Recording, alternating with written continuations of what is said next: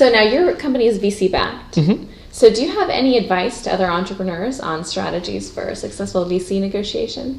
Build a really good beta product and get it out there before you even seek funding.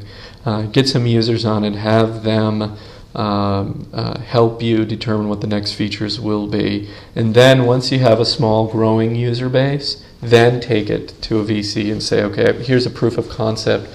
What would the advice be? I mean, one really cool thing Don't call them, let them call you. Let them call you would be fantastic. You Okay. can negotiate better terms. Definitely you can negotiate. Have multiple VCs in the picture. Right. Doesn't hurt. Pick the best. Pick the best. Picking the best is pretty important. And then also, if you have traction with customers and you already have at least some revenue growth, at least for us, I think that was pretty important. Not for every business, certainly. But I think for us it was pretty important that we had traction, had customers, and we were building a brand very quickly in our market, as a new market. All those things I think were appealing to them. This is probably the 10th company I've raised money with, right? But what I would say is, choose your investors wisely.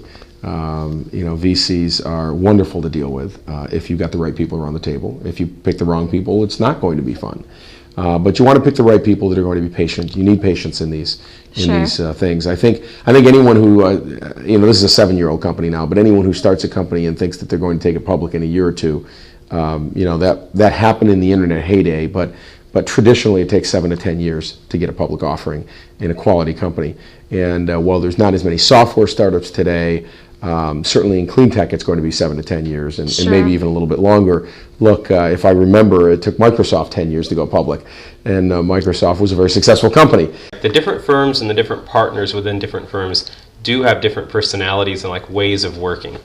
And so we did our homework very thoroughly before we chose as to what's the personality of the firm, what's their track record in our industry. To find something that would be compatible. Be a compatible fit. Yeah. Well, we were fortunate in that we had contacts in the venture community because a couple of our founders had been successful there before. So we had an audience. Right. Now, of course, that's, what they say, 50% of success in life is showing up. The other 50% is what you do when you get there.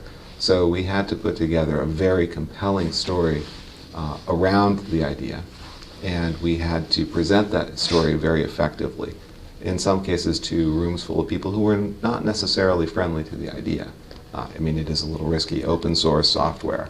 Is it proven software? Are there legal questions? Are there technical questions? Right. All of these things have to be thought through and addressed.